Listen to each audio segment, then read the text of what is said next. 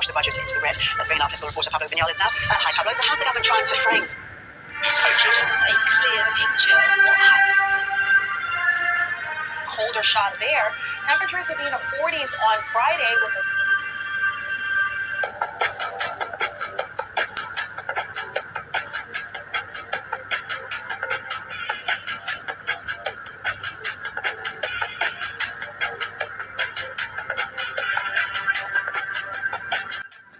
Very warm welcome to Army Shakil 5858. I am Ahmed Shackle. Following are the latest news headlines which have been reported by American, European, Canadian, Asian, African and Australian news channels and all other news agencies. So please, let's go to the news. Tonight, one of the top foreign policy officials in the country removed after a giant security breach. Mike Waltz out as National Security Advisor comes after he and other top administration officials were on an encrypted chat discussing war plans while a reporter was in the group. Who's replacing him and why he will likely still have a job. With summer travel season nearing, the stark warning from the head of the DOT of cracks in the system. Just as the flyers going to a major travel hub delayed 5 hours. The business is big and small sweating out the trade war. McDonald's with its biggest drops in U.S. sales since COVID, and why some businesses are opting to expand. Out in the streets, the May Day protests over deep government cuts. We go to coal country, where a program checking miners' health has been gutted. The death toll rising from a non-stop barrage of spring storms. The threat of severe thunderstorms again for 41 million. The suspect just caught after a hit-and-run left children injured in a popular South Carolina beach town. John Elway speaks out after a deadly accident that left his longtime agent and friend dead. Just in, music mogul Diddy's news from court and the rush to protect the seals of Block Island, the mission that is as important as it is adorable. This is NBC Nightly News with Lester Holt. Tonight, breaking news has become on the air of President Trump and the first major shakeup of his administration. Who's out of his job? Also tonight, the urgent manhunt all afternoon, a driver hitting people, including children, outside a church preschool. And Diane Sawyer here tonight with actor Kelsey Grammer, Dr. Fraser Crane, and what he reveals. First tonight, President Trump removing embattled National Security Advisor Mike Waltz from his post under intense scrutiny after mistakenly adding a journalist to a Signal group chat. And the Defense Secretary sharing specific details of a U.S. military strike on Yemen on that chat. Who will take his place for now, and what he might now do instead. Also breaking tonight as we come on, what we've now learned after a major manhunt today after a horrific scene outside a church preschool. Police say a driver running into multiple people. The victims include children. The storms hitting tonight, severe thunderstorms, dangerous winds, and possible tornadoes. Cars washed away with drivers inside. The new storms from Texas all the way to Pennsylvania and New York tonight. Lee Goldberg standing by with the forecast. The terrifying moment during a Major League Baseball game, a fan falling from the stands right onto the field, stunned players witnessing it, their heads down in prayer as teams rushed to the fan in critical condition. Tonight, the breaking developments involving Sean Diddy Combs, what he decided in court today and what this now means. We're monitoring the images coming in at this hour from Cape Cod, Massachusetts tonight, battling a large fire there. The measles scare at a major American airport tonight, a traveler unknowingly infected with measles passing through a terminal 2 days in a row. The American town suddenly overrun by bison. They're everywhere. And the Diane Sawyer interview tonight, he became famous on Cheers. Are you people really this ignorant? Did he just do this to torture me? Sometimes the two go hand in hand. Dr. Fraser Crane, actor Kelsey Grammer, and what he was battling the entire time. It's remarkable I survived some of that. It was tender and touching that they didn't know exactly how to reach you. Yeah. What that famous cast was unable to do, he reveals what drove the pain and how he's now trying to help others. Diane, right here tonight. From ABC News World Headquarters in New York, this is World. Tonight, we are pleased to welcome Vice President J.D. Vance, who spoke to workers here at the Nucor Steel plant in South Carolina earlier today. Mr. Vice President, thanks for the time. Good to see you. I want to talk to you about all this trip and what the purpose of it, your speech, Sure. But I want to start with the breaking news. Yeah. Why was Mike Waltz let go? So it wasn't let go. He is being made ambassador to the United Nations, which, of course, is a Senate-confirmed position. I think you can make a good argument that it's a promotion. But we brought Mike on to do some serious reforms of the National Security Council. He has done that. I like Mike. I think he's a great guy. guy. He's got the trust of both me and the president. But we also thought that he'd make a better UN ambassador as we get beyond this stage of the reforms that we've made to the National Security Council. You saw the president announce that Marco Rubio is going to step in as interim leader of the National Security Council. So I think the media wants to frame this as a firing. Donald Trump has fired a lot of people. He doesn't give them Senate-confirmed appointments afterwards. What he thinks is that Mike Waltz is going to better serve the administration, most importantly, the American people in that role, and I happen to agree with him. But was it a direct result of the Signal chat? I mean, you were on that chat, and we saw the fallout from it. Is this a result of that? No, it's not, Brett. I mean, look, when we came into the administration, and of course the president in his first term had some serious issues with the National Security Council, he said, Mike, you need to go in here, fire, frankly, a lot of people who aren't loyal to my agenda, who we think aren't even loyal to the American people, bring in the right collection of people to actually make the National Security Council function. And Mike has done that. And now it's time for Mike to do something else because he's done the job that I think he was asked to do. If the president wanted to fire him over the Signal thing, which, by the way, was a total nothing burger of a story, he would have just done it. But he actually decided it's better for Mike to be in this new role. He's given Mike the new role. That's it. So what is the message to allies around the world? I mean, is Pete Hegseth safe as Defense Secretary? Are there other changes coming? Well, again, I think certainly yes, Pete Hegseth is safe, and I think our cabinet secretaries, you saw yesterday the president, they're all doing a great job. On Pete in particular, I think the thing that is most underappreciated about Pete Hegseth and the great job that he's doing is we came in with the military with a serious morale problem. Recruitment and retention goals in most of the major services were way off. Pete has brought a certain esprit de corps. I think the leadership style has inspired a lot of people to join the military. We're now exceeding our recruitment goals. So yes, we've got total faith in Pete. But even the question, Brett, I think betrays a certain misunderstanding of what the goal here is. Mike Waltz is being moved from one administration job into a separate administration job where he has Senate confirmation. That's not, I think, what it's being framed as. That's the president deciding a guy who's a very good guy in Mike Waltz. On this Thursday night, Ontario's alarming rise in measles cases. This is not an easy outbreak to manage. Where else the virus is spreading, and the message from health officials. Breaking news, the new reprieve for Canada's auto industry hours before it was set to get slapped with more tariffs.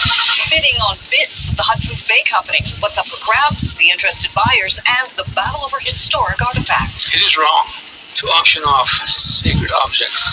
Plus, Canada's critical role in liberating the Netherlands from the Nazis. It is the biggest outlay we have ever had on a field of battle anywhere in our history. The thousands who made the ultimate sacrifice 80 years ago.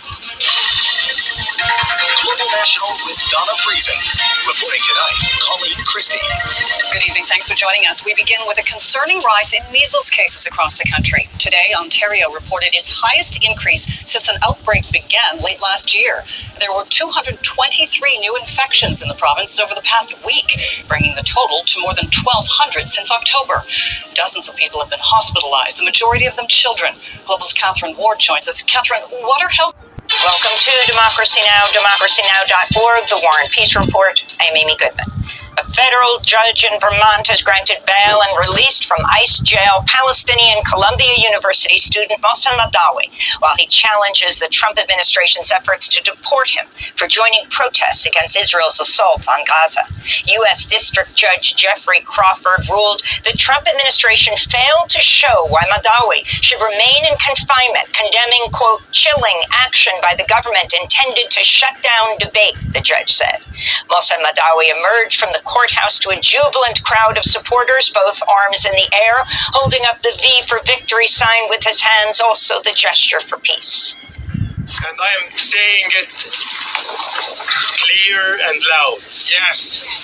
To President Trump and his cabinet. Yes. I am not afraid of you. Mohsen Madawi also asked the crowd to join him in singing We Shall Overcome. Madawi was jailed by ICE in April after appearing for what he was told would be a naturalization test. He was a lead organizer in Colombia's Gaza solidarity protests, the former president of Colombia's Buddhist Association. We'll get the latest. Good evening. I'm Amna Nabab. It's on assignment. On the NewsHour tonight, a major shakeup in the Trump White House. Embattled National Security Advisor Mike Waltz leaves his post and is tapped to become the next U.S. ambassador to the UN. More than 100 days into his second term, how the president implemented the conservative Project 2025 agenda and what the next 100 days could hold. Plus, who owns America's history? We explore the latest efforts to reshape the nation's cultural institutions. Americans love history, and they want a history they can trust. They want a history they think is honest.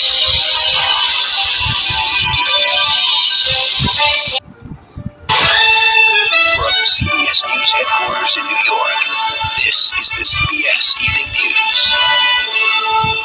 Good evening, I'm Maurice Dubois. I'm John Dickerson. And on the 102nd day, the shakeup came. President Trump shook up his national security team today. Shook it up and moved it around. Mike Waltz is out as National Security Advisor, but he's not out of a job. Mr. Trump named him ambassador to the UN. Replacing Waltz, at least temporarily, is Marco Rubio. The man the president once disparaged as Little Marco will now have a bigger portfolio.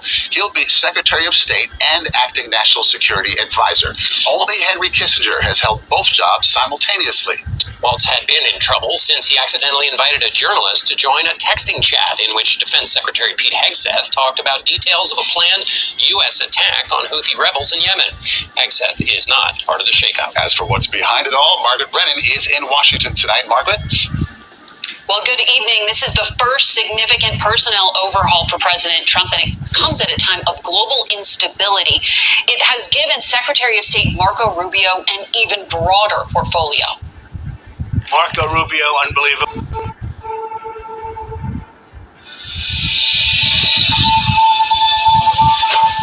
Today, the sprint to the finish, the final day of campaigning before voters cast their ballots in tomorrow's election.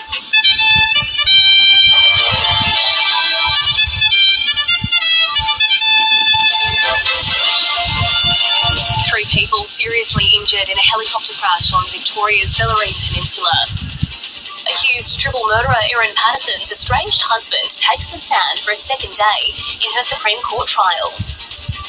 Traffic chaos, hundreds of cars stranded and many left with shredded tyres as metal shards litter the M1 north of Sydney. And US President Donald Trump reshuffles his cabinet after the Signalgate controversy. National Security Advisor Mike Waltz is removed from his post.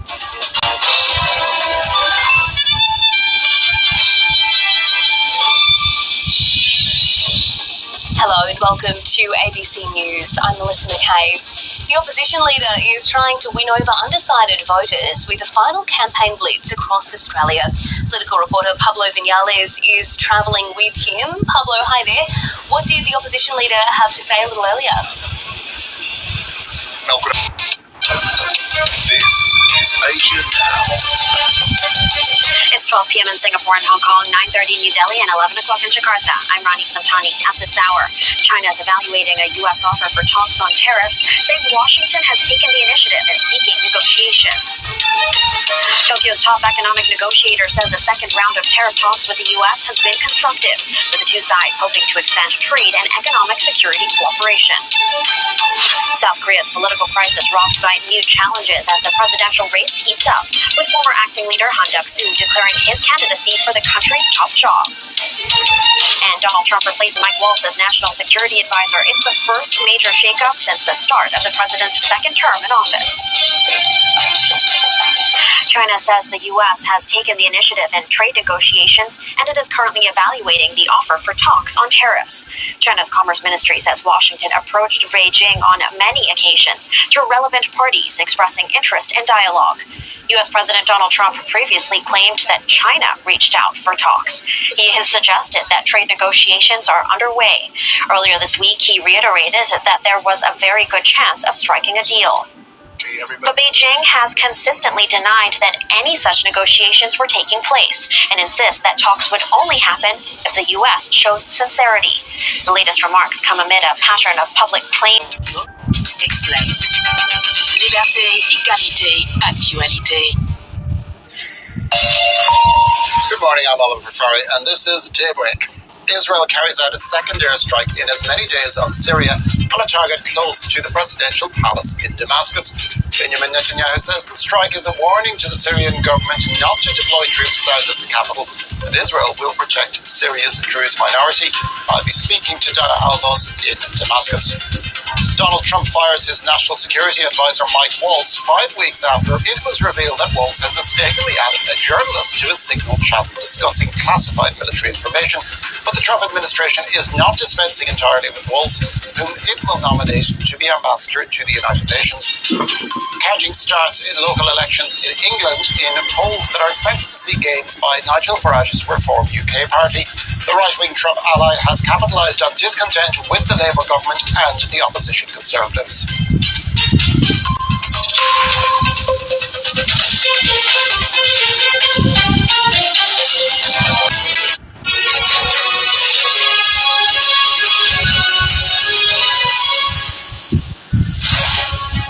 It's 4 o'clock. Welcome back to this Sky News Vote 2025 special programme. I'm Jonathan Samuels. And the big news so far, there's a full recount underway in the parliamentary by-election in Runcorn and Helsby. We understand there were just 4 votes in it between Labour and Reform. Well, let's bring in our chief political correspondent, John Craig, who's at the count in Widnes. John, huge drama. All this while we understand Nigel Farage is outside waiting for a result.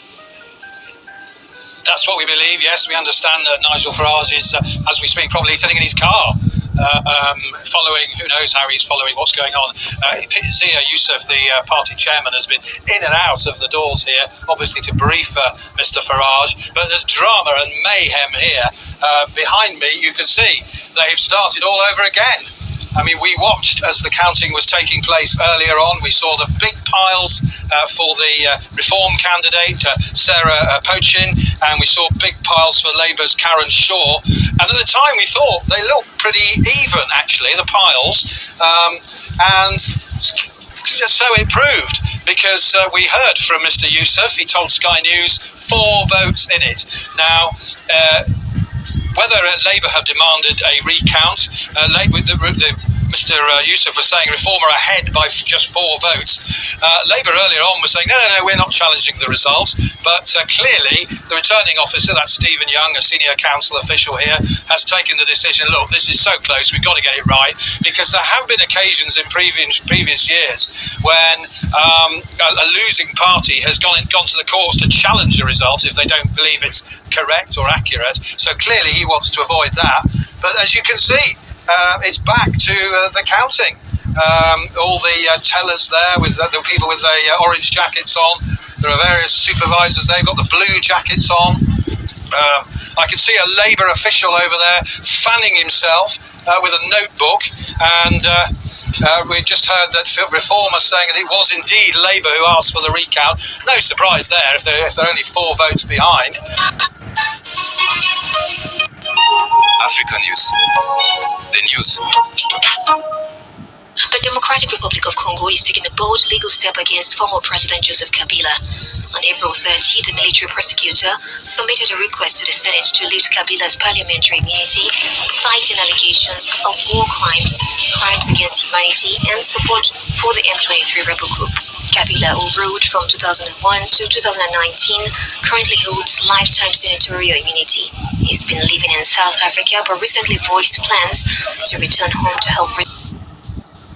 The Britain-based Syrian Observatory for Human Rights says at least 73 people were killed in 2 days of sectarian clashes in suburbs of Damascus and the south of the country. Fighting between Druze and Sunni gunmen was sparked by a voice recording cursing the whole country. It's been described in the Italian media as the Great Papal Cassock Race. As cardinals prepare to choose a new Catholic pope, neither of the 2 best-known clerical tailors have received orders for his garments. Normally, the Vatican orders 3 cassocks for the new leader, small, medium and large, to cover all possible heights and girths. Gamarelli has been making clerical garments since 1798. Il motivo, questo non azzardo. The reason we're not making the new Pope's cassock is something I will not speculate on, because it's obviously not up to us. We are happy to do what is asked of us, and we're available, but we'll stop there. Obviously, we're a little sorry, because in the sadness caused by the death of our Holy Father, we would still have the beautiful thing of having to make the trousseau for the new one, but not this time. Media reports suggest it could be that the Vatican already has plenty of options on hand and is honouring Pope Francis's message of environmental and economic sustainability. Di solito noi per No comment on the issue from the Vatican. Pep Guardiola has pledged to advocate for Manchester City supporters amid planned protest over the club's alleged refusal to raise the number of season ticket holders. Fans have already staged 2 demonstrations in response to the